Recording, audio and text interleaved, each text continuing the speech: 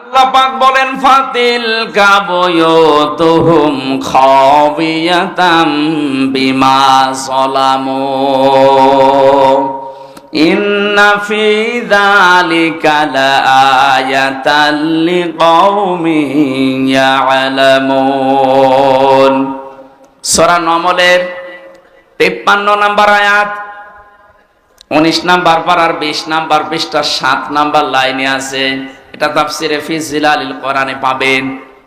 আল্লাহ যেন তার এই আঙ্গুল দিয়ে এভাবে শরীয়তপুরের মানুষদেরকে দেখাচ্ছে, ফাতিলকা বুয়ুতুহুম, এই সেই ঘর, খাবিয়াতান, আল্লাহ জনশূন্য করে দিয়েছেন, সার শূন্য করে দিয়েছেন, ওজাড় গৃহ বানিয়ে দিয়েছেন, বিমা যালামু, তাদের জুলুমের কারণে। 64টা জেলা দেশে, 630টা থানা আছে। যারা দায়িত্বে ছিলে তাকান, অধিকাংশ জালেমদের বাড়িতে অফিসে টর্চার সেল ছিল। শুধু আয়না ঘর ওই ডিসিএফআই বানিয়েছে তা না, ডিবি অফিসে আয়না ঘর তা না, এদের বাড়িগুলো, এদের অফিসগুলো আয়না ঘর ছিল। আল্লাহ বলেন এই জুলুমের কাজ কারবার যেখান থেকে পরিচালিত হতো, যেখানেই জুলুমের দুর্বিসন্ধি হতো, মানুষকে কষ্ট দেওয়ার জন্য যে জায়গাগুলো ব্যবহার হতো, হে নবী আপনি একটু তাকান না কেন, ওই বাড়ি ঘরগুলো আমি আল্লাহ সার শূন্য করে দিয়েছি। এর বাস্তব প্রমাণ বাংলাদেশের জালেমদের বাড়ি ঘর আর অফিসগুলো। আমার কুষ্টিয়ার হানিফ সাহেবের বাড়ি আগস্টের 5 তারিখের বিকাল 5টা বাজতে ইট ও মানুষ খুলে নিয়ে চলে গেছে।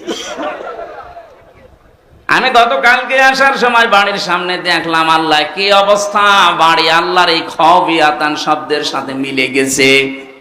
আল্লাহ পাক যেন দেখাতে চাচ্ছে, বাড়ির দিকে তাকান, এটা জনশূন্য করে দিয়েছি, সার শূন্য, এটা উজাড় গৃহ, মানুষ এখন জাতীয় টয়লেট বানিয়েছে। জাতীয় টয়লেট কেন বললাম, একবারে 5-7 জন যাচ্ছে প্রসাব করতে, বিভিন্ন দিকে মুখ করে সবাই একসাথে, মনে হচ্ছে জামাতবদ্ধ প্রসাব চলছে।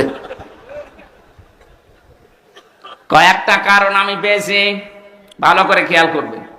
জালেমদের বাড়ি শুধু হানিফ সাহেবেরটা না, বাংলাদেশ প্রত্যেক জায়গায় আপনি এইটাই দেখবেন। আপনাদের গোপালগঞ্জ, শরীয়তপুর, মাদারীপুরে হয়তো হালকা পাতলা হয়েছে, কিন্তু এগুলো সব চাইতে বেশি হয়েছে চট্টগ্রাম বিভাগে।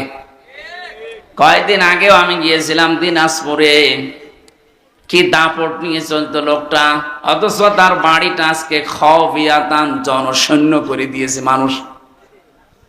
যে বাড়ি এত আবেগপূর্ণ ছিল ঢাকার, ওইটা মানুষ গেলে চুমা খেত। গত পরশু দিনের পেপারে দেখেছেন, ওই বাড়িতে 8-10 জন একসাথে প্রসাব করছে। 3 মাসের ব্যবধানে যদি অবস্থা আল্লাহ বানিয়ে দিতে পারে, আপনি দেখেন আবু জেহেলের বাড়িকে যদি আল্লাহ ইন্টারন্যাশনাল পায়খানা বানাতে পারে, পৃথিবীর জালেমদের যত বসবাসের জায়গা, দাপটওয়ালা জায়গাগুলো আল্লাহ দেখবেন ইন্টারন্যাশনাল পায়খানা বানিয়ে দেবে। কয়েকটা কারণ আছে তার। 1 নম্বরে, রোগ শোক থেকে বাঁচার জন্য জালেমদের জায়গাগুলো ব্যবহার করবে মানুষ। এই যে আমি নিজে 16 সালে হজে গিয়েছিলাম, 7 চক্কর দিলাম কাবা শরীফে, বেশ ভালোই লাগছিল। হঠাৎ উপর দিয়েছে ঘুরি, দেখে পেটে ব্যথা, যন্ত্রণা তীব্র। কি গো, এতক্ষণ তো ভালোই ছিলাম, এখন পেটে ব্যথা করছে কেন? ওখানে যে দায়িত্বে আছে পুলিশ, ওনার ভাষা দিয়ে বললাম, ভাই এতক্ষণ তো ভালোই ছিলাম, এখন আমার পেটে হঠাৎ ব্যথা করছে। পুলিশ আমারে বলে, হাজি হল হজ্জা তাই না বিলাদুকা, হাজি দেশ কোথায়? জি তুমি বাংলাদেশ। বাংলাদেশ থেকে এসেছি। আমারে বলছে, আপনি জানেন না এটা কোন জায়গা? না তো, এটা আবু জাহেলের বাড়ি, আপনি এখনো পায়খানা না করে দাঁড়িয়ে আছেন, তাড়াতাড়ি করেন। সত্যি কথা, যে কোরআন শরীফ আমার সামনে, পায়খানা করে দেখি আমার পেটের ব্যথা ভালো হয়ে গেছে।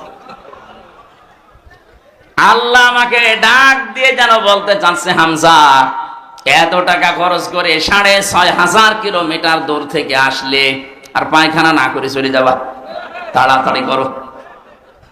আমারও তো মনে হচ্ছে বাংলাদেশে যাদের পেটে ব্যথা হবে, প্রসাবে সমস্যা হবে, জালেমদের ওই বাড়িতে করলে আল্লাহ মনে হয় ভালো করে দেবে। নাই তো 8-9 জন একসাথে যাচ্ছে কি করে?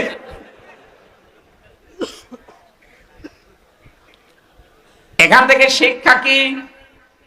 আল্লাহ বলেন ইন্না ফি যালিকা লা, এখানে আরবি গ্রামার যারা বোঝে লামে তাকিদ, ইন্না ফি যালিকা লায়াতাল লিকাউমিন ইয়ালামুন। যারা জ্ঞানী মানুষ, যাদের জ্ঞান আছে, যাদের এলেম আছে, এই মানুষগুলো এখান থেকে অবশ্যই শিক্ষা নেবে। এটা আল্লাহর একটা আয়াত, নিদর্শন। জালেমদের বাড়িকে যদি আল্লাহ সার শূন্য করে দিতে পারে, জনশূন্য করে দিতে পারে মাত্র 3 মাসের ব্যবধানে, আগামীতে যারা চেয়ারে বসবে এরা যদি জালেম হয়, তাদেরও বাড়ি আল্লাহ উজাড় গৃহ বানিয়ে দেবে। এটা আমরা আর চাই হয় যেন জালেম হয়ে না যায়। মাজলুমের যে কত দুঃখ, কত বেদনা, আল্লাহকে বলা ছাড়া কেউ থাকে না মাজলুমের, এটা আমরা তো প্রমাণিত। কি অবস্থায় রেখেছিল আমারে। আমি নিজে কতগুলো মানুষের কান্নার আওয়াজ শুনেছিলাম ওই মাটির নিচে। কিছু কিছু মানুষের এই যে এত বড় বড় নখ হয়ে গেছে, চুল দাড়ি গোপ, মনে হচ্ছে যে জঙ্গল থেকে বেরিয়ে আসতেছে। এত বড় নখ দিয়ে কেউ কেউ দেওয়ালের সাথে খুশিয়ে খুশিয়ে লিখে রাখতো, ভাই যদি বাইরে যেতে পারেন তবে নাম্বারে একটু জানাবেন যে আমি বেঁচে আছি। আমার মন ডাক দিয়ে বলছিল মাঝে মাঝে, এমিলিয়াস আলী মনে হয় বেঁচে আছে, কিন্তু এরা 2 বোন পালানোর বছর খানিক আগে ওনাকে মেরে ফেলেছে।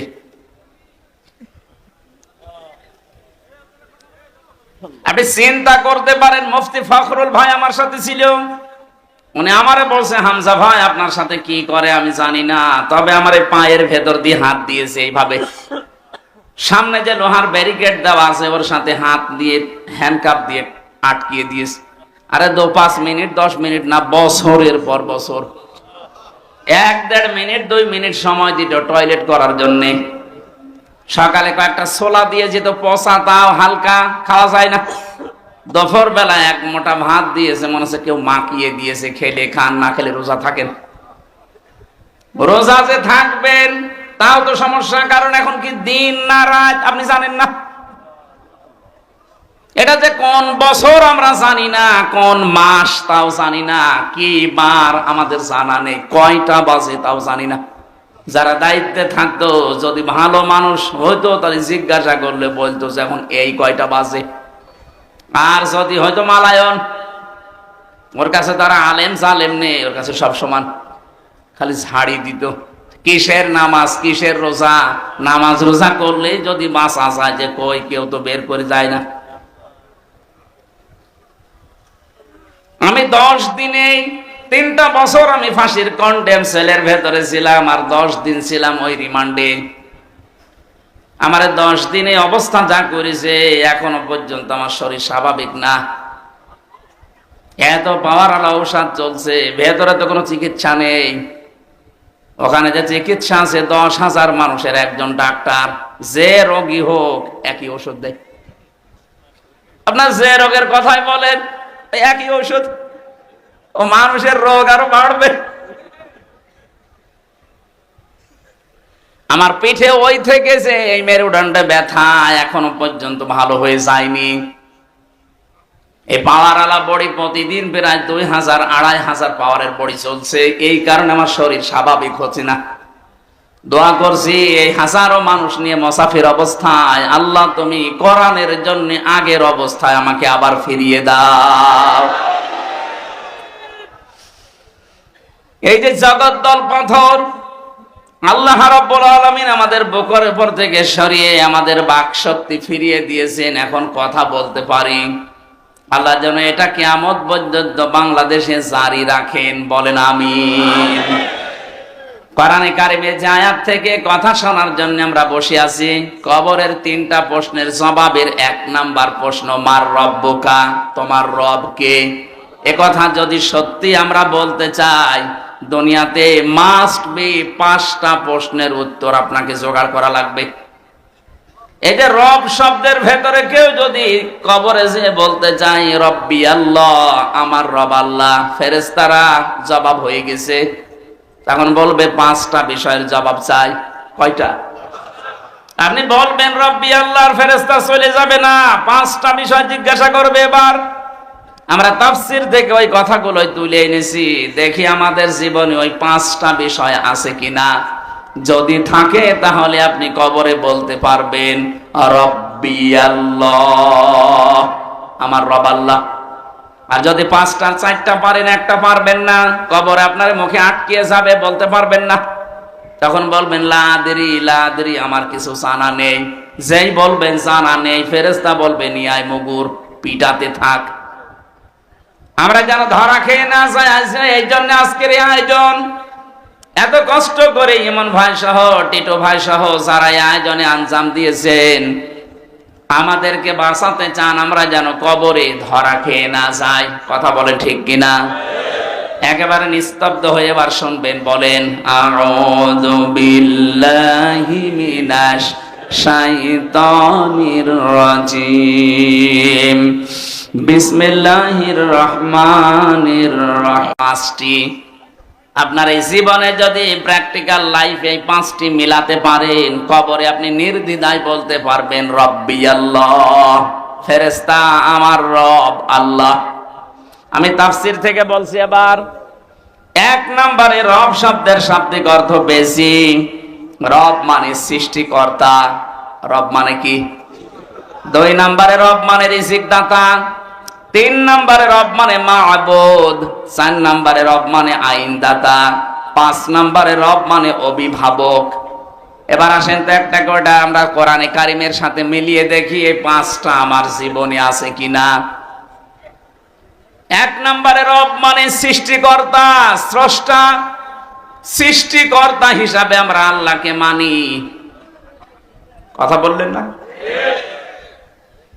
আল্লাহ রাব্বুল আলামিন আমাদের যে প্রথম এই দুনিয়াতে আয়াত দিয়েছেন পড়ার জন্য, তার ভেতরে এই নামটা আছে, ইকরা বিসমি রাব্বিকাল্লাযী খালাক। আল্লাহ বলেন পড়ো ওই রবের নামে যিনি তোমাকে বানিয়েছেন, সৃষ্টি করেছেন। এখান থেকে কয়েকটা মাসলা বের হয়, আলেম যারা আছেন তাদেরকে বলছি। 1 নাম্বার, বিশ্ব নবী যেদিন নবুয়ত পান, তিনি 40 বছর বয়সে হেরা গুহায় ধ্যান করেছিলেন একাধারে 3 মাস। 3টা মাস ধ্যান করার পরে তাকে প্রথম আল্লাহ এই শব্দটা দিয়েছেন জিবরাইলকে দিয়ে। ফেরেশতা এসে বলে ইকরা ইয়া মুহাম্মদ, এ মুহাম্মদ সাল্লাল্লাহু আলাইহি সাল্লাম পড়েন। বলেন মা আনা বিকারি, আমি পড়তে পারি না। 3 বার বলার পরেও তিনি বলেন না, আমি পড়তে পারি না। ফেরেশতা জিবরাইল যখন বুকের সাথে চাপ দিয়ে বলেন ইকরা বিসমি রাব্বিকাল্লাযী খালাক, হে মুহাম্মদ পড়েন আপনার রবের নামে যিনি আপনাকে বানিয়েছেন। তাফসীরের কিতাবে আছে ফি জিলালিল কোরআনে, মুহাম্মদ রাসূলুল্লাহ 1 সেকেন্ড আর দেরি করেন না, এবার 5টা আয়াত জিবরাইলের সাথে সঙ্গে সঙ্গে পড়েছিলেন। আমার প্রশ্ন হচ্ছে, তিনি 3 বার জিজ্ঞাসিত হলেন যে পড়েন পড়েন পড়েন, 3 বারই বললেন মা আনা বিকারি, আমি পড়তে পারি না। 4র্থবার কি এমন বললেন যে তিনি পড়া আরম্ভ করেছেন? শুধু পড়েননি, 5টা আয়াত একাধারে পড়েছিলেন। জবাব, আমি যতগুলো তাফসীর বিশ্ববিদ্যালয়ে থাকাকালীনের সাথে মিলিয়েছি, প্রতিটি মুফাসসির লিখেছেন বিশ্বনবী পড়েছিলেন এই কারণে, কারণ এতক্ষণ জিবরাইল পড়তে বলেছে কিন্তু কার নামে এটা বলেনি। যেই বলেছে রবের নামে পড়েন, নবীজি আর 1 সেকেন্ডটা দেরি করেনি। এটা যেন বলতেই চাচ্ছিলেন ইয়া আখি জিবরাইল, হে ভাই জিবরাইল, বারবার খালি পড়তে বলেন যে কার নামে পড়বো। আমি তো আর গরু ছাগলের নামে পড়তে পারি না, দেবদেবীর নামে পড়তে পারি না, আমি বাবার নামে দাদার নামে পড়তে পারি না। আপনি পড়তে যখন বললেন বিসমি রাব্বিকাল্লাযী খালাক, ওই রবের নামে পড়েন যিনি তোমাকে বানিয়েছে। আমি কিন্তু দেরি করি নাই, আমার উম্মতদেরকে কিয়ামত পর্যন্ত আমি শিক্ষা দিয়ে গেলাম, পড়াশোনা যদি করতেই হয় রবের নামে পড়া লাগবে। বাংলার মুসলমানেরা নিরপেক্ষ দৃষ্টি দিয়ে বলেন তো, এই 15.5 বছরে রবের নামে যতটুকু পড়াশোনা চলতো, দায়িত্বে যারা ছিলেন আরো অধিকাংশ জায়গায় রবের নামটা তুলে দিয়েছিলেন। বিশ্ববিদ্যালয়গুলোর মনোগ্রামে লেখা থাকলো ইকরা বিসমি রাব্বিকাল্লাযী খালাক, রব্বি জিদনি ইলমা, ইন্নাদ-দীনা ইনদাল্লাহিল ইসলাম, আল ইয়াওমা আকমালতু লাকুম দীনাকুম। এই শব্দগুলো সবই এই 15.5 বছর আপনারা পাল্টিয়ে ফেলার পায়তারা করেছিলেন। অনেকগুলো জায়গা থেকে পাল্টিয়েও দিয়েছিলেন। পড়া যদি রবের নামে মুসলমান না পড়ে, কে হরের নামে পড়বে বলেন? যতগুলো সূক্ষ্ম ষড়যন্ত্র ছিল এই 15.5 বছরে, এই দাদা বাবুদের যতগুলো ষড়যন্ত্র আমাদের উপরে ছিল, তার এক নাম্বার এইটা, আমাদের পুরা জাতিকে তারা আল্লাহর দিক থেকে মুখ ফিরিয়ে নাস্তিকতার শিক্ষা দেওয়ার জন্য রব থেকে ভুলিয়ে রেখেছিল। আপনি পড়েন কিন্তু রবের নামে না, আকডম বাগডম ঘোড়াডম সাজে। কি পড়বো আমি? হাঁটতি মাটিম টিম তারা মাঠে পাড়ে ডিম, কি পড়বো আমি? আপনি তো পড়তে বললে এমন লোকের নামে, এমন সত্তার নামে পড়তে বলবেন যিনি আমাকে বানিয়েছেন। এবার আসেন তো, এই যে খালাক শব্দ, এটা রবের প্রথম অর্থ। রব্বি কাল্লাযী খালাক, রবকে যিনি বানিয়েছেন। যিনি কি করেছেন? বানিয়েছেন আমাদেরকে। কে? রব। বলেন বলেন। আমাদের আদি পিতা যিনি হযরত আদম আলাইহিস সালাম, তাকে শুধু আল্লাহ বানিয়েছেন মাটি দিয়ে। আমাদের কাউকে আল্লাহ সরাসরি মাটি দিয়ে বানাননি, বানিয়েছেন মাটির নির্যাস দিয়ে। হযরত আদম আলাইহিস সালামকে আল্লাহ বানাতে জিবরাইল, মিকাইল, ইসরাফিল 3 ফেরেশতা পাঠিয়েছিলেন জমিনে। একজনও মাটির কান্না দেখে মাটি নিয়ে যেতে পারে নাই। এটা তাফসিরে হাক্কানির ভেতরে আছে। শেষ পর্যন্ত আজরাইল এসে এক হাবা মাটি নিয়েছিলেন, এক খামসা। মুফাসসির বলেন এক খামসার ভেতরে আজরাইলের মাটি ছিল 40 মণ। ফেরেশতাকে বললেন নিয়ে যখন এসেছো বানাও। তার সাথে 70,000 ফেরেশতাকে আল্লাহ সহযোগী বানিয়ে হযরতে আদমের এই দেহটা বানিয়েছিলেন শুধু 60 হাত লম্বা, 120 হাত লম্বা, 60 গজ, 36 হাত মোটা। বিশাল দেহ বানিয়েছে ফেরেশতারা ওই এক মোট মাটি দিয়ে। আল্লাহ রাব্বুল আলামিন বলেন থাক, এবার যে চেহারা এটা আমি আল্লাহ নিজে বানাবো। কে বানিয়েছে? ওয়ালাকাদ খালাকনাকুম সুম্মা সাওয়ারনাকুম। আল্লাহ পাক বলেন তোমাদেরকে আমি বানিয়েছি, বিশেষ করে এই চেহারাটা, এখানে কারো হাত নেই। এই চেহারাটা আমি আল্লাহ নিজের কুদরতি হাত দিয়ে খুব শিল্পীর তুলির আকারে সাজিয়েছি। মানুষের চেহারা এই জন্য এত সুন্দর, তামাম দুনিয়ার যত সুন্দর আছে সব চাইতে বেশি সুন্দর মানুষের এই চেহারা। মেয়েরা যারা এসেছেন, মেয়েরা এসেছে, সম্মানিত মা বোনদেরকে এখানে একটা মাসলা বলি। অনেকে রাগ হয়ে গেলে ছেলে মেয়েদেরকে বলে ফেলে তোর মুখে লাথি দেব। না, এটা কবিরা গুনাহ হবে। এ মুখটা আল্লাহ নিজে বানিয়েছেন, এজন্য মুখের অনেক দাম। আপনি এ কথা বলতে পারেন না।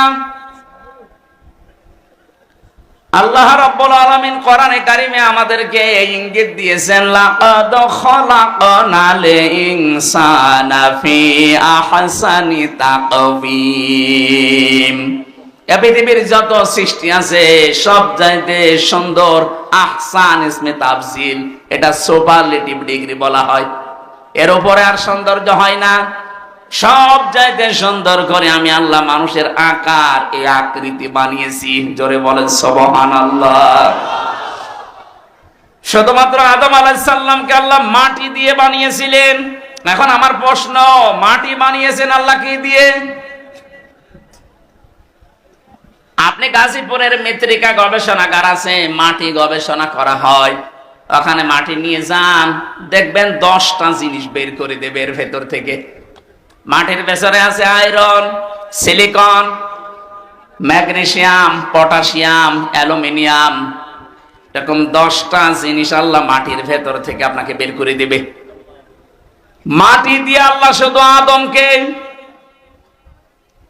আর আমরা যারা আদমের সন্তান, সরাসরি আল্লাহ আমাদেরকে মাটি দিয়ে তিনি বানাননি, বানিয়েছেন মাটির নির্যাস থেকে। এই মাটিতে খাবার হয়, এই খাবার আমাদের বাবার মা খায়। বাবার এই পেটের নীল দাঁড়ার ভেতরে যেটা জমা থাকে এটাকে বলা হয় স্পার্ম। মায়ের রেহেমের ভেতরে যেটা জমা আছে বুকের ভেতরে এটাকে বলা হয় ওভাম। খাবার দুইজনে খাচ্ছে, দুইজনের দুইটা জিনিস তৈরি হয়, একটা ওভাম আর একটা স্পার্ম। এই দুইটাকে একসাথে বিজ্ঞানের ভাষায় বলা হয় জাইগট।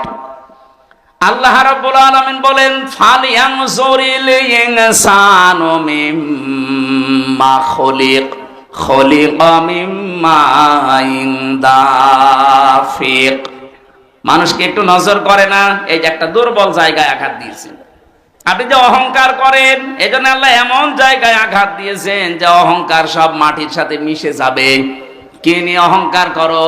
তুমি কি একটু নজর করো না কি দিয়ে তোমারে বানালাম? বাবার স্ফলিঙ্গ দিয়ে দ্রুত গতিতে বের হয়ে যাও এক ফোঁটা না পাক পানি, যেটা মায়ের রেহেমের ভেতরে জমা হয়। আল্লাহ এখানে দুইটা তথ্য আমাদেরকে দিয়েছেন। এক নম্বরে ইয়াখরুজু মিন বাইনিস সুলবি ওয়াত তারাইব। আমি যারা শিক্ষিত মানুষ আর আলেম তাদেরকে বলছি, আল্লাহ বলেন এখানে সলবন 1 বছর, তারাইব বহু বছর। তাফসীরের ভাষায় পড়েছি সলবন বলা হয় মেয়েদের লজ্জাস্থানকে, আর তারাইব বলা হয় ছেলেদের লজ্জাস্থানকে। প্রশ্ন আমার, সন্তান তৈরি করার জন্য শুধু মা একা হলে হবে? হয়েছে একটা শুধু, হযরত ঈসা নবী। এটা আল্লাহর আলাদা নিদর্শন। তাছাড়া স্বাভাবিকভাবে পৃথিবীতে আজ পর্যন্ত কোনো মা একা দুনিয়ায় সন্তান আনতে পারেন নাই। কথা বলেন না কেন? আল্লাহ এই জন্য এখানে দিয়েছেন 1 বছর না, মায়ের ক্ষেত্রে তারা বহু বছর। সলবন আল্লাহ 1 বছর দিয়েছেন। বাবার লজ্জাস্থানের নাম যেখানে আপনি পাবেন 1 বছর, মেয়েদের মায়ের লজ্জাস্থানের নাম পাবেন বহু বছর। বহু বছর একটার পরে 2টা হলেও বহু বছর হয় না, 1 2 পার করে 3 হওয়া লাগে, তারপরে বহু বছর। এখান থেকে হাদিসের ব্যাখ্যা হচ্ছে বাবার চাইতে মায়ের অধিকার কমপক্ষে 3 গুণ বেশি। পৃথিবীতে একটা সন্তানের জন্য বাবা যা করে, যে কষ্টটা, বিজ্ঞান এখন কষ্ট পরিমাপ করার যন্ত্র আবিষ্কার করেছে। এই যে কষ্ট, এটা কিন্তু মাপা যায়। একটা পুরুষ মানুষকে যদি 45 ডিগ্রি কষ্ট আপনি দেন, 45 ইউনিট, ও মারা যাবে। এর চাইতে বেশি সহ্য ক্ষমতা পুরুষের শরীরে আর নেই। কিন্তু বিজ্ঞান জানিয়েছে একটা মা যখন সন্তানকে দুনিয়া আনতে ডেলিভারির কষ্ট সহ্য করে, কমপক্ষে 57 ইউনিট কষ্ট সহ্য করা লাগে। কি বুঝলেন এখান থেকে বলেন তো? আপনার মতো হামসাকে এই দুনিয়ার মুখ দেখাতে গিয়ে আপনার মা 45 না 57 না 45 না 46 না 57 ইউনিট কষ্ট সহ্য করেছে, যেটা পৃথিবীর কোন পুরুষ সহ্যের বাইরে। নবীজি বলেন যে জানে খেদমত যদি করতে চাও মায়ের করবা, এরপরে মায়ের, এরপরে মায়ের, এরপরে 4 নম্বরে নবীজি বলেছেন বাবার। আমি চিন্তা করেছিলাম এই হাদিসটা নিয়ে, বাবার কথা আল্লাহর নবী 4 নম্বরে দিলেন, ও না বললেও ছাতা হতো। প্রথমে 1 2 3 দিয়ে দিলেন মাকে কেন? সূরা হাকাফের 15 নম্বর আয়াতে আল্লাহ এই ব্যাখ্যাটা নিজে দিয়েছেন। হামালাতুহু উম্মুহু কুরহা ওয়া ওয়াদাআতুহু কুরহা ওয়া হামলুহু ওয়া ফিসালুহু 30 শাহরা। আল্লাহ পাক বলেন তোকে পেটে বহন করা 10 মাস 10 দিন পর্যন্ত বস্তার মতো পেটে বহন করা, এটা দুনিয়ার কোনো বাবা এ কষ্ট টের পায়নি। টের পেয়েছি শুধু তোর মা। এই জন্য প্রথম খেদমত করতে হলে মাকে দিয়ে শুরু করবি। এমনকি দুনিয়ায় কেউ যদি টাকা পয়সা খরচ করতে চান, আজ আমরা ইসলাম না জানার কারণে চলে যাচ্ছি সেই বরিশালে, সেই চট্টগ্রামে, সেই সিলেটে। না, সূরা বাকারার 215 নম্বর আয়াত 2 নম্বর পারা 12 নম্বর পৃষ্ঠার 13 নম্বর লাইনে আছে, ইয়াসআলুনাকা মাযা ইউনফিকুন কুল মা আনফাকতুম মিন খায়রিন ফালিল ওয়ালিদাইনি ওয়াল আকরাবিন। বলেন আল্লাহু আকবার। আল্লাহ পাক বলেন, হে নবী, দুনিয়ার কোন সলিমদ্দি গলিমদ্দি যদি জিজ্ঞাসা করে যে টাকা পয়সা আমি উপায় করা শিখেছি, ওসি সাহেবের জীবনী মনে করেন, চাকরি যতদিন পায়নি মনে করেন ওনার উপায়ন্তর ছিল না, চাকরি প্রথম পাওয়ার পরে বেতন পেয়েছে। এখন যদি আল্লাহকে জিজ্ঞাসা করে, রব্বুল আলামিন তুমি তো আমাকে বানিয়েছো, আমার জীবনের এই প্রথম ইনকাম আজকে প্রথম উপায় করা শিখেছি, এ প্রথম বেতনটা আমি কি মসজিদে, মাদ্রাসা, এতিমখানায়, বাবার দরবারে দিয়ে আসবো? আল্লাহ বলেন না, প্রথম নাম্বারে তুই ভালো ভালো কাজে এই টাকাটা খরচ করবি। উনি যদি প্রশ্ন করে আল্লাহ ভালো কাজ দুনিয়ায় কোনটা, আল্লাহ নিজে ব্যাখ্যা দিয়েছেন।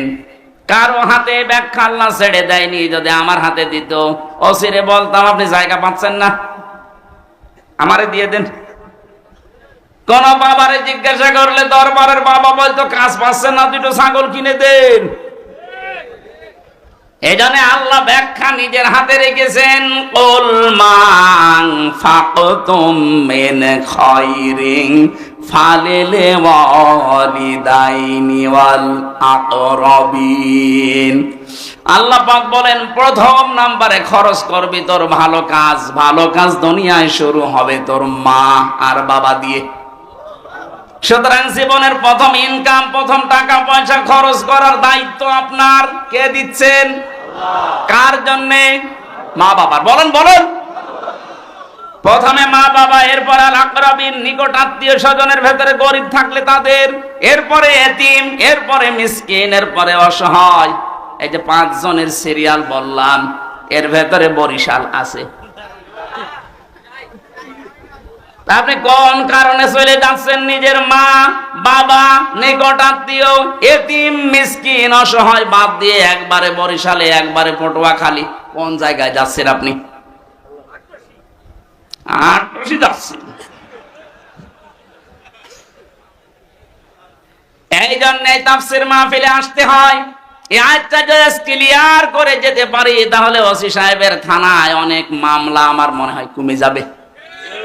কথা বলে না কেন? আমি 4-5 দিন আগে গিয়েছিলাম ওই যে নীলফামারী জেলা কিশোরগঞ্জ থানা, ওখানে মাহফিলের যিনি সভাপতি বলছে চলেন বৃদ্ধাশ্রম বানিয়েছি দেখি আসেন।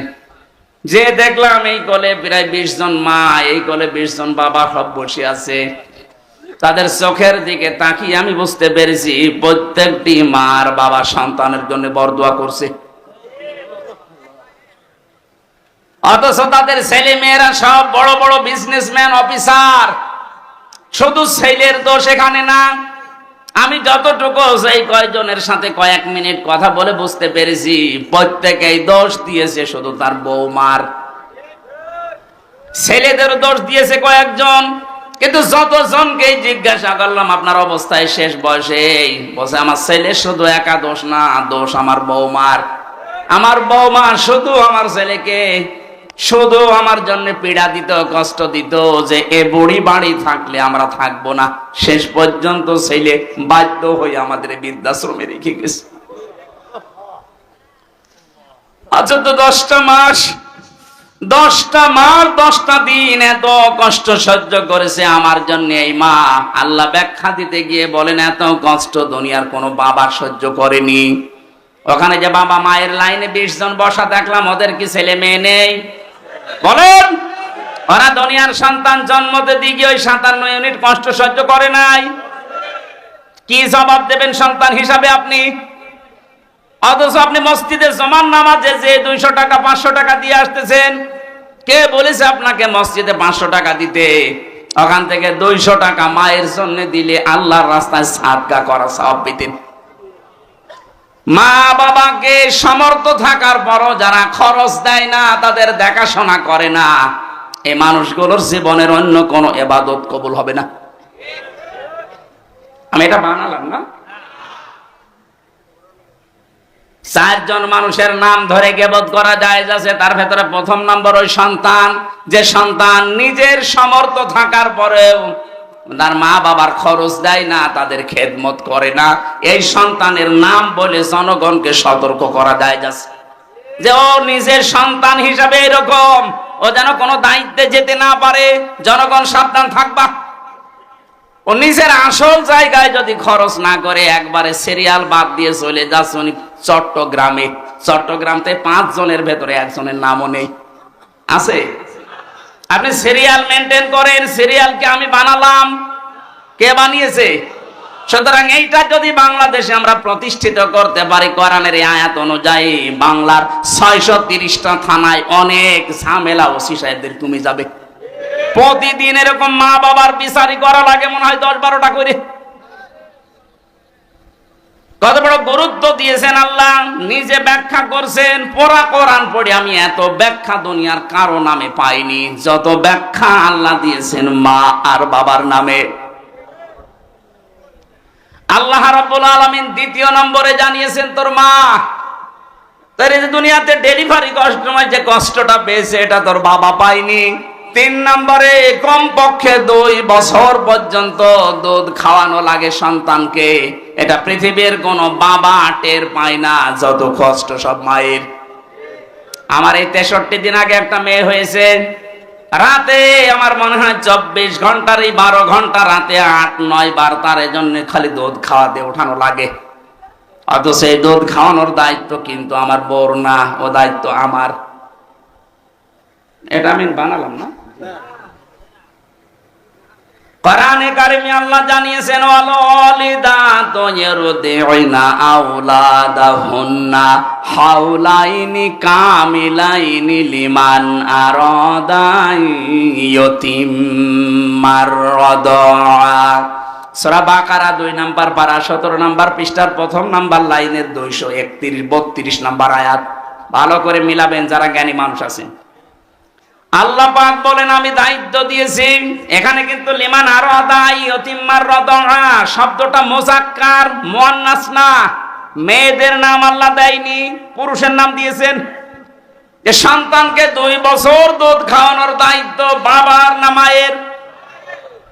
কোথায় পেয়েছেন মায়ের আন্দাজে? এখানে হুজুর বসে নেই। শব্দটা বললাম মুযাক্কার, পুরুষ। মায়ের নাম আল্লাহ দেয়নি। লিমান আরাদা, লিমান আরাদা ইয়াতিম্মার রাদা। এর যত কষ্ট স্বীকার করা লাগবে, যত অর্থনৈতিক সাপোর্ট দেওয়া লাগবে, সব বাবার, মায়ের কোনো দায়িত্ব নেই। মা যদি সন্তানকে দুধ পান নাও করায় গুনাহ হবে না, কিন্তু বাবা যদি দায়িত্ব পালন না করে তার গুনাহ হবে। এখন মায়েদের যেহেতু আল্লাহ মেশিন পত্র দিয়েছে, আমাদের দেয়নি। আমাদের আছে? আপনি কিয়ামত পর্যন্ত চেষ্টা করবেন, এখানে ধরে রাখবেন, বাচ্চা 1 ফোঁটা দুধও পাবে না, কিন্তু দায়িত্ব তো আমার। এখন স্ত্রী দয়া করে দায়িত্বটা পালন করে দিচ্ছে। ও যদি বলে তোমার একটা ছেলে মেয়েকে 2 বছর খাওয়াতে পারি, 5 লাখ করে টাকা দেওয়া লাগবে, আপনার তাই দেওয়া লাগবে। আমার মনে হয় মাইকে বলা এটা ঠিক হইল না, কারণ আমার ম্যাডাম এখন লাইভ দেখছে। ও ছাতা বাড়ি গেলেই বলবে টাকা দাও, নয়তো তোমার মেয়ে নাও। আমি তো একটা বিপদে পড়ে যাবো না, এটা বলে ফেললাম না। আমি আর ভাইকে বলবো না। দায়িত্ব কিন্তু আমাদের, যারা বাবা আছি তাদের। মা যদি দয়া করে পালন করিয়ে দিচ্ছে স্বামীর উপর একটা অনুগ্রহ করে দয়া দেখিয়ে, তারপরও মা কিছু নেয় না, কথা বলে না কেন? একটা ছোট্ট ছেলে মাত্র 6-7 বছর বয়স, মায়ের কাছে 3টা চিরকুট নিয়ে এসেছে। ডাক দিয়ে বলছে, মা এই যে আমার ভাউচার গুলো নেন, আমার টাকা দিন। কিসের ভাউচার? তুমি যে প্রতিদিন আমাকে ওই যে মশারি টাঙাতে বলো, তোমার কথা মতো আমি মশারি টাঙিয়ে দেই। এই জন্য আমি হিসাব করে করে লিখেছি মাসে 30 দিন 30 টাকা। ঠিক আছে, তোর ভাউচার দে। 2 নম্বর, তোমার ওই ছোট মেয়েটাকে আমি কোলে করে ঘুরি, বিকাল আমি খেলা বাদ দিয়ে তোমার মেয়েকে নিয়ে ঘুরে বেড়াই, এই জন্য প্রতিদিন 1 টাকা করে হলেও 30 দিনে 30 টাকা।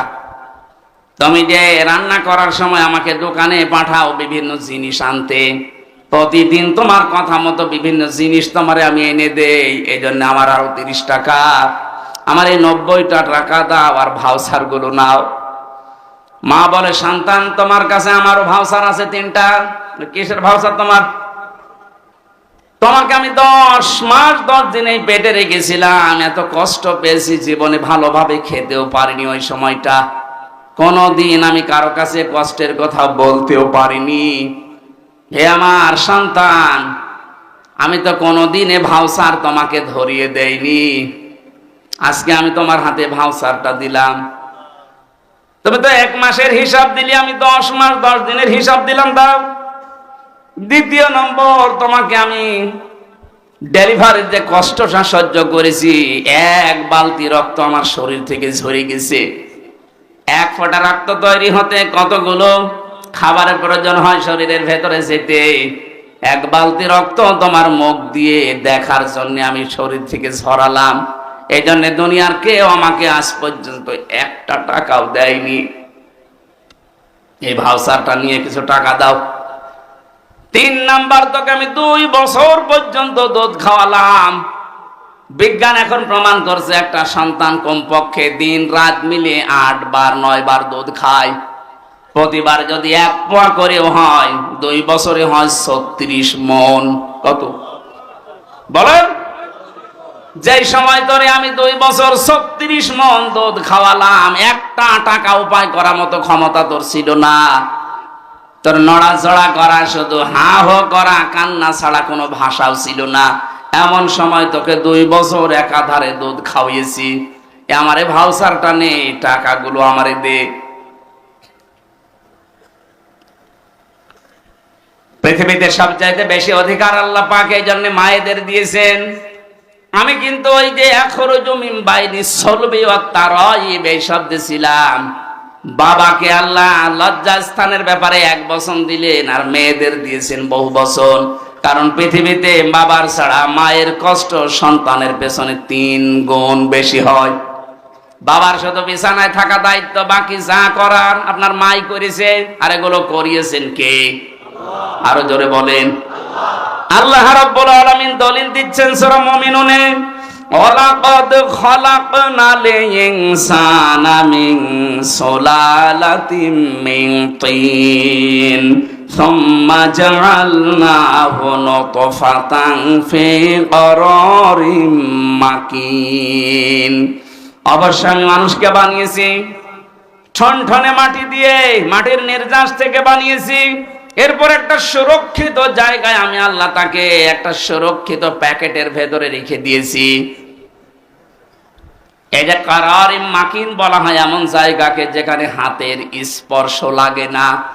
2টা জায়গা আছে শুধু হাতের স্পর্শ লাগে না। একটা মায়ের যেখানে সন্তান থাকে, জরায়ু। 2 নম্বরে লাউহে মাহফুজ, যেখানে কোরআন আছে। কথা বুঝতেছেন? এখান থেকে একটা মাসলা আছে, আপনি বুঝতেছেন? না না, আপনার আওয়াজ শুনে তো মনে হচ্ছে না। আমার কথা বোঝা যায়? এই কারারিম মাকিন যেটা, এই জায়গাটা বললাম কয়টা? একটা মায়ের রেহেম যেখানে সন্তান থাকে, এখানে হাতের স্পর্শ লাগে না। আর একটা জায়গা আছে লাউহে মাহফুজ। কেন এটা বললাম? এখানে শিক্ষিত অশিক্ষিত, বাংলা শিক্ষিত অনেক মানুষ আছে, তাদের উদ্দেশ্যে এবার বলছি। বিশেষ করে এটা আমি বাংলাদেশ, ভারত আর পাকিস্তান এই 3টা দেশে যেয়ে দেখেছি। পৃথিবীর বহু দেশে আল্লাহ আমাকে ঘুরিয়েছে, ওই সব দেশে এই ভেজালটা নেই। মাসলাটা বলার পর আমি নিরসন করতে চাই, একটু মিলাবেন। আজ যারা বাংলাদেশে বলে যে ওযু ছাড়া কোরআন শরীফ ধরা যাবে না, এই মাসলাটা দেওয়া হয় কি? কথা বলেন না কেন? এইটার জন্য তারা দলিল হিসাবে বেছে নিয়েছে সূরা ওয়াকিয়ার 77, 78, 59 নম্বর 69 নম্বর আয়াতটা।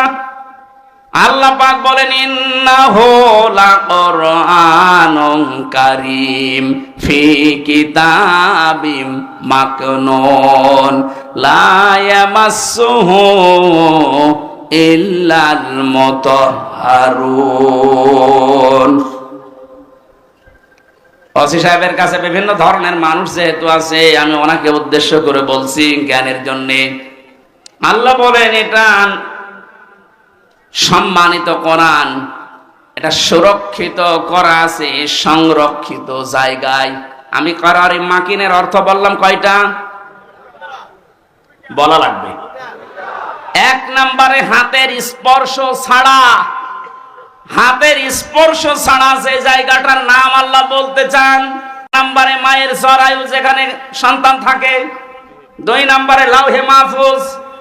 এ জায়গা ছাড়া আর হাতের স্পর্শ লাগে না এমন কোন জায়গার নাম বলেন আপনি পারবেন না। মায়ের রেহেমের ভেতরে যেহেতু সন্তান, এমন জায়গা আল্লাহ প্যাকেট করে রেখেছেন, কোনো হাতের স্পর্শ ওখানে লাগতে পারে না। এখানে যেহেতু কোরআনের বিষয় আল্লাহ কথা বলতে চান, তাহলে মায়ের রেহেম এটা হবে না, কারণ এখানে কোরআন, এখানে কোরআন থাকে। আমি মনে হয় কথা বোঝাতে পারিনি। মায়ের রেহেম যেখানে সন্তান আমরা ছিলাম, ওখানে কি কোরআন থাকে না? তাহলে দ্বিতীয় অর্থ হবে সেই লাহে মাহফুজ, এখানে যেহেতু কোরআন আছে, তাহলে এই জায়গাটাও হাতের স্পর্শ আমাদের লাগে নাই। আল্লাহ বলেন লা ইয়ামাসসুহু, টান আছে, লা ইয়ামাসসুহু। যারা আরবি গ্রামার বোঝে, হোর ইঙ্গিত মারজা এ দুনিয়ার কোরআনের দিকে না, মায়ের ওই জরায়ুর দিকে না, রেহেমের দিকে না, এটা হচ্ছে লাউহে মাহফুজের দিকে। আল্লাহ বলেন লা ইয়ামাসসুহু, ওই কোরআন স্পর্শ করে না ইল্লাল মুতাহহারুন, মুতাহহারুন ছাড়া। এখন মুতাহহারুন কি? মুতাহহারুন শব্দের অর্থ দুইটা, একটা হচ্ছে পবিত্রতা, 2 নম্বরে নিষ্পাপ। ও বাংলার মুসলমানেরা বলেন তো, এই পৃথিবীতে 100 ভাগ পবিত্র 100 ভাগ নিষ্পাপ কোন মানুষ হতে পারে? যে কোনো সময় আপনি নাপাক হবেনই, কথা বলেন না কেন? স্বপ্ন দোষ আপনার বলি হয়ে আসবে, যদি হয়ে যায় আপনি নাপাক হয়ে গেলেন। হ্যাঁ, ফেরেশতারা একদিকে নিষ্পাপ আর একদিকে পবিত্র, এটা মানতে অসুবিধা আছে? বলেন বলেন। তাহলে আল্লাহ এই আয়াতগুলো দিয়ে ইঙ্গিত দিয়ে যেটা বোঝাতে চাই, এই কোরআন শরীফ না, ওটা লাউহে মাহফুজের কোরআন। যে ওখানে যারা ধরে ওরা একদিকে পবিত্র আর একদিকে নিষ্পাপ। অথচ এটা আমরা চাইনি, দুনিয়ার দিকে মিলিয়ে কোরআন থেকে জাতিকে দূরে সরিয়ে রাখার একটা সূক্ষ্ম ষড়যন্ত্র। হ্যাঁ, আমি আপনাকে বলছি আরবি টু আরবি যেটা কোরআনের আকর্ষণের জন্য, সম্মানের জন্য আপনি ধরবেন না। যদি গোসল ফরজ হয়ে যায়, স্বামী স্ত্রীর ব্যবহার, স্বপ্ন দোষ, এরকম কোন গোসল ফরজের কাজ হয়ে গেলে আরবি কোরআন ধরবেন না। কিন্তু ব্যাখ্যা করা আছে ইংরেজিতে, ব্যাখ্যা করা আছে বাংলায়, ব্যাখ্যা করা আছে উর্দুতে। আপনি কোরআন শরীফের ব্যাখ্যা বিশ্লেষণ তাফসীর আছে, ধরতে পারবেন না। কে বলেছে আপনাকে? এটা আমার মনে হয় ইহুদি আর খ্রিস্টানদের সূক্ষ্ম একটা ষড়যন্ত্র, আমরা যেন কোরআনের কাছে সব সময় আসতে না পারি। এর কাছে সব সময় আসতে না পারলে আপনি জীবনের গাইডলাইন পাবেন না। এই কথা বুঝতেছেন? দেরি হয়ে যাচ্ছে। আমি যেটা বলতে চাই, আল্লাহ রাব্বুল আলামিন এবার জানিয়েছেন সুম্মা খালাকনান নুতফাতা আলাকাতান ফাখালাকনাল আলাকাতা মুদগাতান ফাখালাকনাল মুদগাতা ইযামান ফাকাসাউনাল ইযামা লাহমা। এই যারা চলে যাচ্ছেন, শুধু প্রসাব পায়খানা আর বিড়ি খাওয়া বাদ দিয়ে কেউ যাবেন না। খুব বেশি নেশা লাগলে বিড়ি খেয়ে আবার চলে আসবে। তাছাড়া যদি ভালো লাগছে না, চলে যাচ্ছে, আপনার কিন্তু গোনা হবে ভাই। যে কয়জন যাচ্ছে আমার মনে হয় এগুলোই যাচ্ছে, হয় প্রসাব পায়খানা অথবা বিড়ি খাওয়া। যান, নেশা যদি বেশি লাগে খেয়ে কিন্তু আবার চলে আসবেন বলছি। খুব জরুরি না হলে উঠেন না। আমার সামনে কিছু কথা আছে, খুব দরকার। কবরে যেহেতু আজ হোক কাল হোক যাওয়াই লাগবে, যাওয়ার পরে যদি ধরা খেয়ে যায়, এ পুরা জীবনটাই মাটি। এজন্য কেউ যদি ধরা না খায়, সেই জন্যই তো আজকের এই আলোচনা। আল্লাহ আমাদের প্রত্যেককে অনুধাবন করার, বোঝার যোগ্যতা দান করেন, বলেন আমিন। এখান থেকে একটা বেদাত আজকে বাংলাদেশ থেকে আমি তুলে দিতে চাই এই শব্দ দিয়ে। খুব খেয়াল করে শুনবেন। শিক্ষিত মানুষ যারা আছেন তারা একেবারে নাম সই করতে পারেন এমন মানুষ এখানে আছেন না? আর শিক্ষিত তো বাদই দিলাম, নাম সই করতে পারেন এরকম মানুষ হাত তোলেন তো। ঠিক আছে, বাকিগুলো তো সব আইএ বিএ পাস। আল্লাহ পাক বলেন সুম্মা খালাকনান নুতফাতা আলাকা। এই যে বাবার স্ফলিঙ্গ দিয়ে পানিটা বের হওয়ার পরে মায়ের রেহেমের ভেতরে জমা, এই নুতফাটাকে আমি আল্লাহ আলাক বানাই 40 দিনে। কয় দিনে? শুধু আলাক বানিয়ে শেষ করেনি, ফাখালাকনাল আলাকাতা মুদগা, এটা আরেক 40 মুদগা বানায়। এখন আলাক কাকে বলে, নুতফা কাকে বলে, মুদগা কাকে বলে? এই তিনটা শব্দের গুরুত্বপূর্ণ একটা শব্দ আমরা এখন নিরসন করব, যেটা মুদগা বলা হয়। বাংলাদেশে আজ হাজারো দরবারে এই শব্দ নিয়ে ধোঁকা দিয়ে বোকা বানিয়ে তারা ব্যবসা করে খাচ্ছে। আপনি মেলাবেন, দেখবেন আপনার জীবন পরিষ্কার হয়ে যাবে, বলবেন এ কি ধোঁকায় ছিলাম গো। আমি মুদগা সম্পর্কে একটা হাদিস বলছি, এবার তাকান। আল্লাহর নবী জানিয়েছেন, আলা ইন্না ফিল জাসাদি মুদগাতুন। এদিকে তাকান, বললাম না ক্লাস চলছে। আলা, সাবধান বা জেনে রাখো, ইন্না ফিল জাসাদি মুদগাতুন। ইন্না মানে অবশ্যই, ফি মানে মধ্যে, জাসাদ মানে শরীর, মুদগা মানে গোস্তের টুকরা। অবশ্যই প্রতিটি মানুষের শরীরের ভেতরে একটা গোস্তের টুকরা আছে। কোন জায়গায় আছে? না না, শরীরের ভেতর। ফিল জাসাদি, শরীরের মধ্যে। এখন কি এখানে যারা বসে আছেন কেউ বলতে পারবেন এই মাথা আমার শরীর, বুক আমার শরীর, পেট আমার শরীর? পুরাটা মিলে কি? বলেন বলেন। নবীজি কিন্তু এ কথা বলেন না যে এই পেটের ভেতরে বা মাথার ভেতরে বা বুকের ভেতরে, এটা বলেননি। কোন জায়গায় এখন আপনাকে আবিষ্কার করা লাগবে। আলা ইন্না ফিল জাসাদি মুদগাতুন, অবশ্যই মানুষের এই 3.5 হাত বডির ভেতরে এক জায়গায় এই মুদগাটা আছে। ইদা সলুহাত সলুহাল জাসাদু ওয়া ইদা ফাসাদাত ফাসাদাল জাসাদু। যখন ওই গোস্তের টুকরাটা ভালো হয়ে যায় তখন পুরো শরীর ভালো হয়ে যায়। ওইটা যখন খারাপ হয়ে যায়, নষ্ট হয়ে যায়, ওই মানুষটাও নষ্ট হয়ে যায়। নবীজি শেষের ভাষায় বলেন, আলা ওয়াহিয়াল কলব, ওই গোস্তের টুকরাটার নাম হচ্ছে কলব। নাম কি? বলেন বলেন। এবার আমার প্রশ্ন হচ্ছে, কি হচ্ছে না, কি করে আমি এই তথ্য যদি আপনি বলতে না পারেন না, দেখেন আপনার টাক ফাটাবো। ভণ্ডামি করার জন্য এসেছি।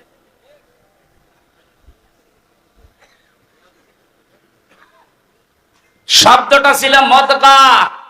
মুদগা শব্দ আপনি কম্পিউটারের কাছে যান, এই মুদগা শব্দ আরবিতে হোক, ইংরেজিতে হোক, বাংলায় হোক, পৃথিবীর 4,500 ভাষা আছে। যে ভাষায় লিখে ওর ভেতরে দেন, দেখেন মুদগা হওয়ার শর্ত বের করে দেবে। চিকিৎসা বিজ্ঞান জানাচ্ছে, যদি মুদগা বলতে চান 3টা বিষয় লাগবে তার ভেতরে। 1 নম্বরের ভেতরে রক্ত থাকতে হবে। কি থাকবে? এই মায়ের যে রেহেমের ভেতরে বাবার যেটা জমা হয়, এটা কি রক্ত? কি? বীর্য। বলেন বলেন। এর আরবি নাম নুতফা। আরবি নাম কি? এই নুতফাটা 40 দিন পরেই কিন্তু বীর্য হয়ে যায় না।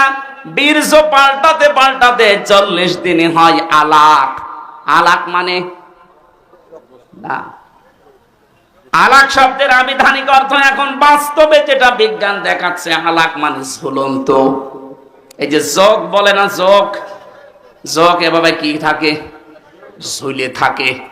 মায়ের জরায়ুর দেওয়ালের ভেতরে ঠিক যোগের মতো আমরা এভাবে 40 দিন ঝুলেছিলাম। তার আরবি নাম আলাক। ইকরা বিসমি রাব্বিকাল্লাযী খলাক, খলাকাল ইনসানা মিন আলাক। আলাকটার ব্যাখ্যা বিজ্ঞান এখন কম্পিউটারের কাছে। এখানে থাকলে আমি স্ক্রিনে আপনাকে দেখাতে পারতাম কি করে ঝুলি আছে। আমার মনে হয় এভাবে তথ্যগুলো আবিষ্কার করার মাধ্যমে মেডিকেলে যারা ছেলে মেয়েরা ডাক্তারি পড়ছে, এদেরকে যদি এইভাবে আমরা দেখিয়ে বোঝাতে পারতাম, মুসলমান ছাত্র ছাত্রীদের ঈমান আরো বেড়ে যেত। আলাক মানে ঝুলন্ত। 2 নম্বরে আলাক মানে জমাট বাঁধা রক্ত। আলাক মানে 3 নম্বরে যোগ, 99টা অর্থ আছে এই শব্দটার। এতটুকু আল্লাহ শেষ করে দেয়নি, বলে 3 নাম্বারটা জায়গায় যেটা মুদগা হয়, মুদগার প্রথম শর্ত হতে হলে ওই 40 দিন 80 দিনের পরে হয়ে যায় ওটা। প্রথমে রক্ত আসবে ওর ভেতরে, 2 নম্বরে চর্বি তৈরি হবে, 3 নম্বরে রাবারের উপরে কামড় দিলে একটা দোড়া কাটা ভাব তৈরি হয়। কি আপনি রাবারের উপরে কামড় দেন, দেখবেন দাঁত বসে একটা দোড়া কাটা ভাব তৈরি হয়, ওইটা তৈরি হবে। এই 3টার সমন্বয়ে যেটা হয় তার আরবি নাম বলা হয় মুদগা। এবার আমার শিক্ষার বিষয় হচ্ছে, আমরা যে বাংলাদেশে আজ 68,000 পীরের দরবার থেকে কথা শুনি যে তোমার কলব পরিষ্কার করা লাগবে। ওরা বলে বাম স্তনের 2 আঙ্গুল নিচে একটা গোস্তের টুকরা আছে, ওইটার নাম কলব। ওটা যদি ধাক্কা মারো জিকির দিয়ে, তাহলে ওটা পরিষ্কার হবে। কি বলে না? আমার প্রশ্ন হচ্ছে, কলব হওয়ার জন্য নবীজি যেটার নাম বললেন, প্রথমে ওইটার নাম শব্দ কি বলেছিলেন? মুদগা।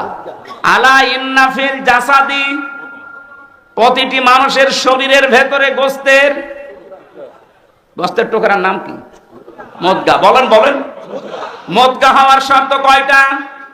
আরো জোরে বলেন। 1 নম্বরে রক্ত থাকবে, 2 নম্বরে চর্বি, 2 নম্বরে, 3 নম্বরে দোড়া কাটা ভাব থাকবে। আপনি আমার উপরে রাগ না করে কোরআন আর হাদিস নিয়ে কম্পিউটারের সামনে বসে গবেষণা করে মিলান।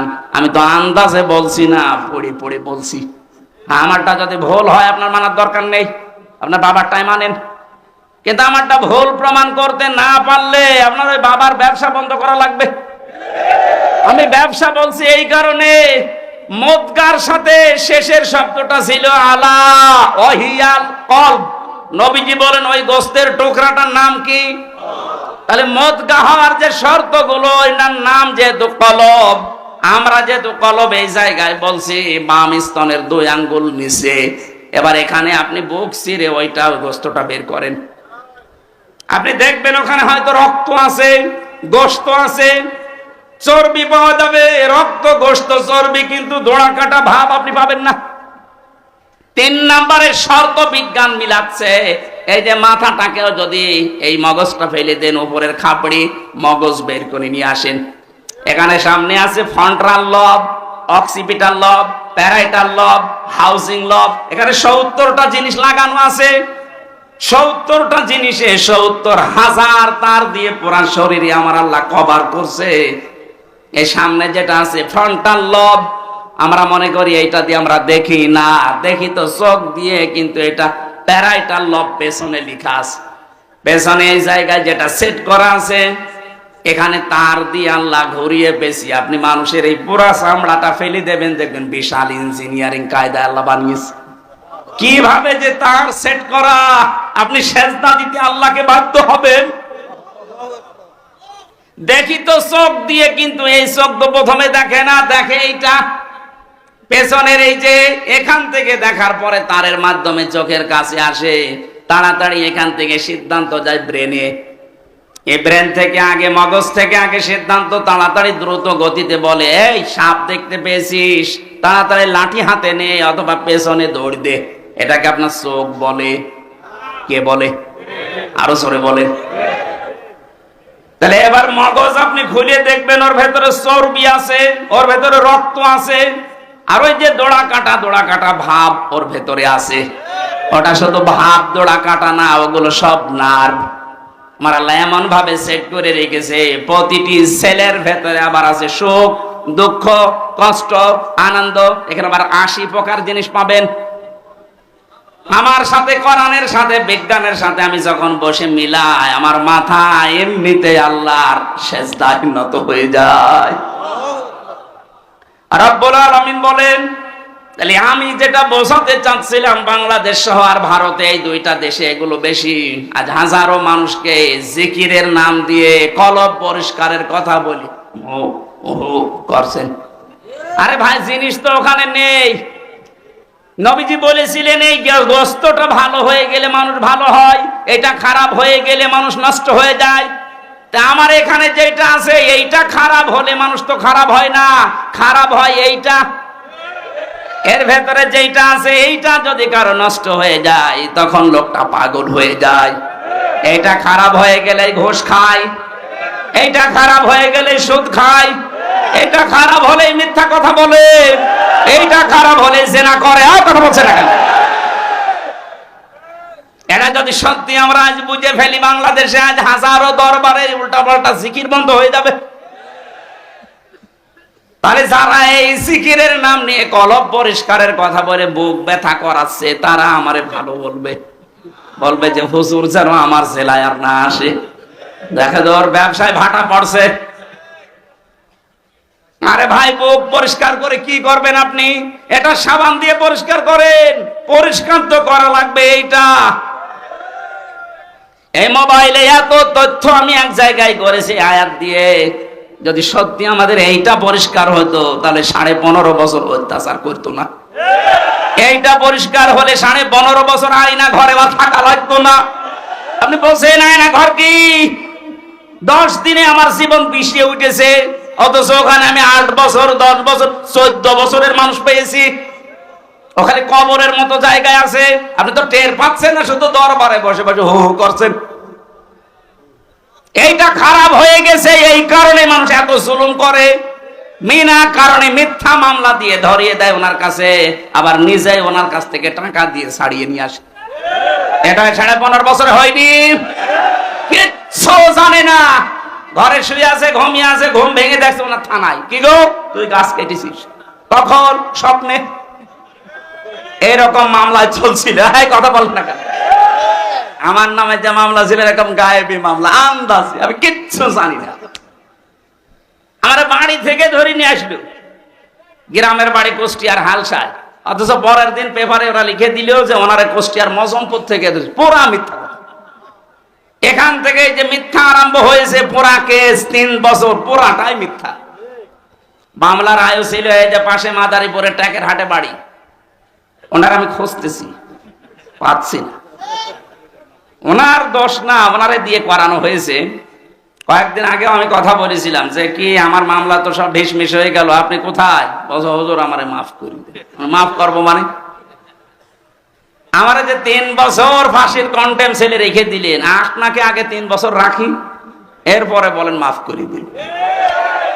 বিশেষ করে আমার দায়িত্বে যারা ছিল রিমান্ডে, এসপি শেখ ইমরান, খুলনায় বাড়ি, আমি এই লোকটাকে ছাড়বো না, কারণ এই ইচ্ছা করলে আমার অনেক কিছু বাঁচিয়ে দিতে পারতো। মোবাইলটা নিয়ে এমন এমন দৃশ্য উল্টা পাল্টা করেছে। আমার ম্যাডামের ছবি ছিল বিয়ের দিনের, ওইটা দেখে বলছে কি পূর্ণিমা ছবি আপনার? কিসের পূর্ণিমা? এই যে আরে ভাটা আমার, এটা আমার বউ। হুজুর এত সুন্দর বউ পেয়েছে কি করে? দাঁড়ান বউ তুলে নিয়ে আসবে। বলেন কত চরিত্র, কত নিচে নামলে কথা বলতে পারে একটা আলেমের সাথে। এই সেই কয়জন মানুষ দায়িত্বে ছিল, পুরাটা মিথ্যার উপরে সাজিয়ে 3টা বছর আমার জীবন থেকে কেড়ে নিলেন। কি হয়েছে? এখন তো আপনারা সব পালিয়ে বেড়াচ্ছেন। এদেশে যদি আমি আপনার নামে মামলা নাও দেই, আমার উপরে জুলুম করার কারণে জালেমরা আল্লাহর মামলার আসামি। এই জন্য 1628 জন মানুষ এই দেশের দায়িত্বে ছিল। 1628 জন মানুষই আমার মনে হয় আল্লাহর মামলার আসামি। দেখেন কম বেশি হয় নিচে জুলুম করেছে, নাই নিচে জালেমের সহযোগী। মদগার ব্যাখ্যা যেটা বললাম, আমার চিন্তা ভাবনা গবেষণা আমার যারা উপরে আছে তাদের, যদি ভুল হয় আপনি আরো বেশি করেন। আমার মাথা তো ছোট, এ বড় বড় মাথা আছে, এই ফজলু ভাইয়ের মতো এরকম মোটা মাথা যাদের, তাদের চিন্তা ভাবনা আরো বেশি করেন, দেখেন কি পান। আমি আপনাকে জানাচ্ছি আহ্বান যে আফালা ইয়াতাদাব্বারুন আল কোরআন, চিন্তা ভাবনা করেন কোরআন শরীফ নিয়ে, আপনাকে আল্লাহ হেদায়েত দিয়ে দেবে ইনশাআল্লাহ। কিন্তু এইটা বাদ দিয়ে আজ গবেষণা হয় লালনের জীবনী নিয়ে, কত মন গাঁজা খেয়েছে। বাংলাদেশে লালন গবেষণাগার তৈরি হয়, আফসোস 96% মুসলমানের দেশে কোরআন গবেষণাগার নেই। এই কথা বলেন না কেন?